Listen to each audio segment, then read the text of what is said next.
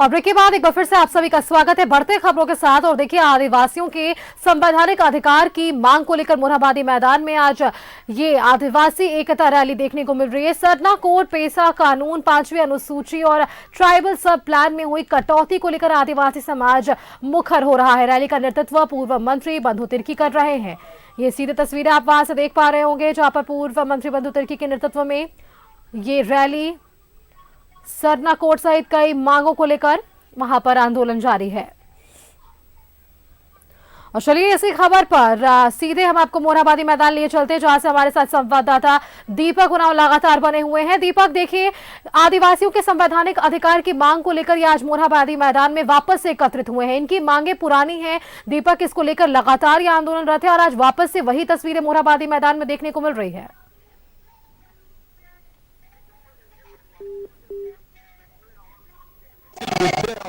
संवैधानिक एकता महारैली रांची के मोरहाबादी मैदान में आहूत की गई है और मंत्री बंधु तिर्की कर रहे हैं। लेकिन मंच में आप तस्वीरों में देख सकते हैं कि पूर्व मंत्री गीताश्री उरांव है, कांग्रेस पूर्व प्रदेश अध्यक्ष प्रदीप बालमुचु है, ऐसे कई समाजसेवी भी है, राजनेता भी है और बड़ी संख्या में जो राज्य भर से लोग पहुंचे हैं, जनजातीय समाज के लोग, उसकी तस्वीर आप साफ तौर पर देख सकते हैं कि मोरहाबादी मैदान जो है पूरा भरा हुआ है। ये एक सामाजिक रैली है, लेकिन जो आप साफ सकते हैं कि किस तरीका से जो पूरा मोरहाबादी मैदान जो है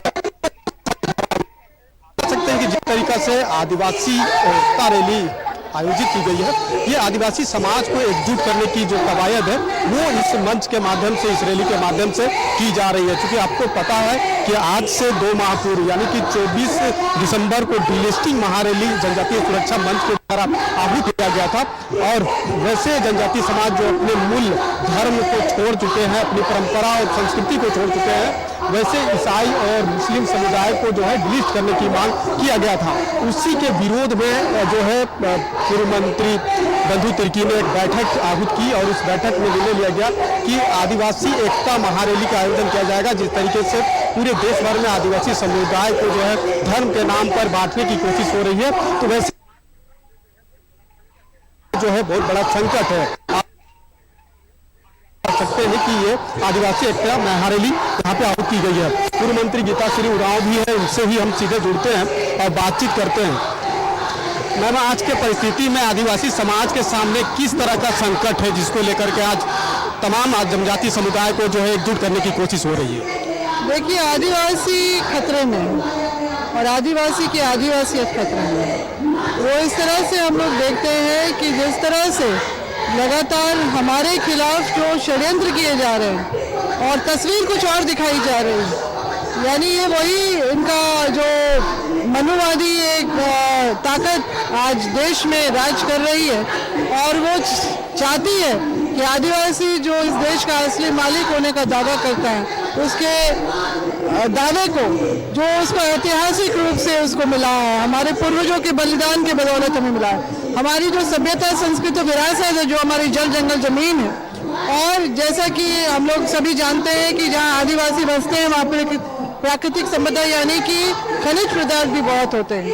तो इन सब चीज़ों से बेदखल करने के लिए एक ही झटके में भाजपा का जो ये प्रयास हमारी आदिवासियत को ख़त्म करने का है, हमारे दावे को देखिए, जो हमारा जो अपना बतौर आदिवासी इस देश में जो उपस्थिति थी जनगणना के कॉलम में, देश के जनगणना के कॉलम में, जिसमें जो प्रपत्र छपता है, प्रपत्र के द्वारा जो हमारे सभी हिंदू, मुस्लिम, सिख, ईसाई, बौद्ध, जैन और आदिवासियों की भी अभी तक 2011 तक जो हमारे अपनी आबादी के आंकड़े बने, उसी पे आधारित हमारा प्रतिशत बनता है। उन्हीं प्रतिशत पे आधारित हमारा नीति निर्धारण होता है, आरक्षण की भी जो हमारा प्रतिशत तय होता है। तो इन सब चीज को खत्म करने के लिए आज भाजपा ने जो है हमारा कॉलम कोड हटा दिया है, यानी बतौर आदिवासी इस देश में हमारी जनगणना अब नहीं होगी, यानी इस देश के हम लोग नागरिक नहीं कहलाएंगे, मगर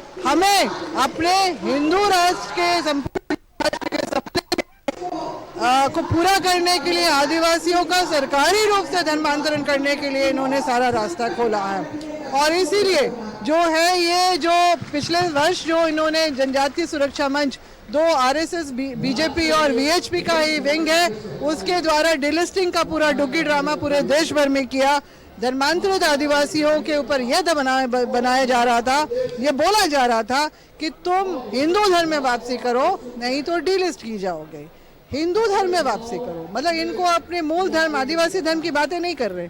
तो जो आप ईसाई धर्मांतरित हो गए हैं उनको अगर आप डिलिस्ट, तो जो हिंदू धर्म में चले गए हैं जो ये ऐसे नेता जो अगुआ हैं तो उनकी डिलिस्टिंग क्यों नहीं और उनका क्या अधिकार बनता है सर। मगर जो है इन्होंने जो हमको डिलिस्ट करने का काम किया कोड हटाने का उसी पे पर्दा डालने के लिए और साथ ही साथ सरना कोर्ट को सरना जो वोट को अपनी तरफ खींचने के लिए ये सारा काम किया। ईसाई और सरना में खाई खोदने का भी इन्होंने काम किया। बिल्कुल दीपा के नेतृत्व करता है और इन्होंने अपनी जो मांगे हैं वो रखी है सामने। लेकिन फिलहाल जो तस्वीरें आप देख पा रहे हैं मोरहाबादी मैदान की भारी संख्या में वहां पे आदिवासियों का जुटान हुआ है। दीपक, वो तस्वीरें भी हमारे दर्शकों को दिखाइए कि आखिरकार आदिवासी अपनी मांगों को लेकर किस तरीके से मोरहाबादी में वापस से ये रैली कर एक जुटान जो है हमें देखने को मिल रहा है। दीपक, मगर आदिवासी बच्चों के लिए कोड नहीं था। बिल्कुल आपको तस्वीर दिखाना चाहेंगे कि किस तरीका से मोरहाबादी मैदान जो है वो खचाखच जनजातीय समुदाय से पूरा भरा हुआ है। अभी से 2 घंटा पहले जो है यहाँ पे भीड़ काफी कम थी, लेकिन जैसे जैसे यहाँ दिन ढल रहा है भीड़ भी काफी बढ़ती जा रही है और अभी भी जनजातीय समुदाय के लोगों का आने का जो सिलसिला है वो निरंतर जारी है और पूरा मोरहाबादी मैदान जो है वो पूरा भर गया है। जबकि ऐसा भीड़ जो है खास तौर पे राजनीतिक जब कोई कार्य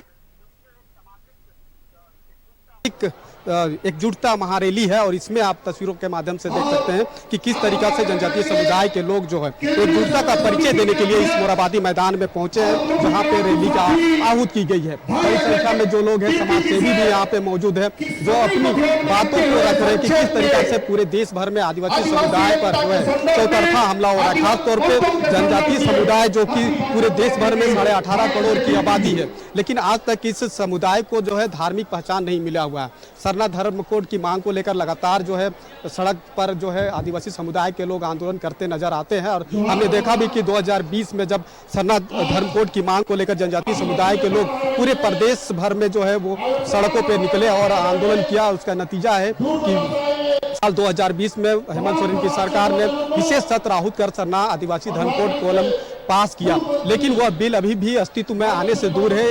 इन आदिवासी समुदाय को धार्मिक पहचान अब तक नहीं मिली है, लिहाजा इनका संघर्ष निरंतर जारी है। तो इसी तरह से झारखंड प्रदेश जो है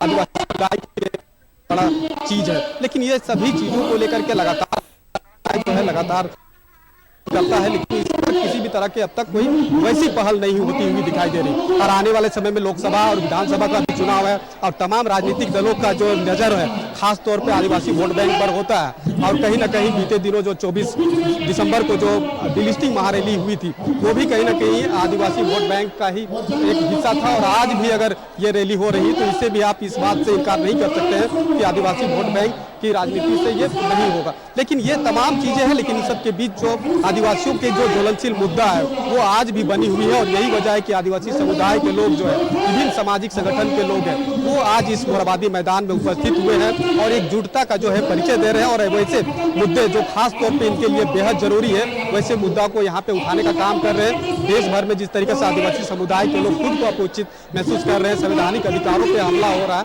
ऐसे मुद्दों को लेकर के ये मुखर होकर के यहाँ पे आवाज बुलंद कर रहे हैं और कहीं ना कहीं ये जो महारैली है। चलिए बिल्कुल दीपक, आप वहां की तस्वीरें लगातार दिखाते रहिएगा। लेकिन फिलहाल दीपक आपका बहुत बहुत धन्यवाद हमारे साथ जुड़ने के लिए और ये तमाम तस्वीरें हमारे दर्शकों को दिखाने के लिए कि आज आदिवासी अपनी विभिन्न मांगों को लेकर किस तरीके से ये महारैली की तस्वीरें हम देख पा रहे हैं मोरहाबादी मैदान से और आगे भी ये आंदोलनरत रहेंगे।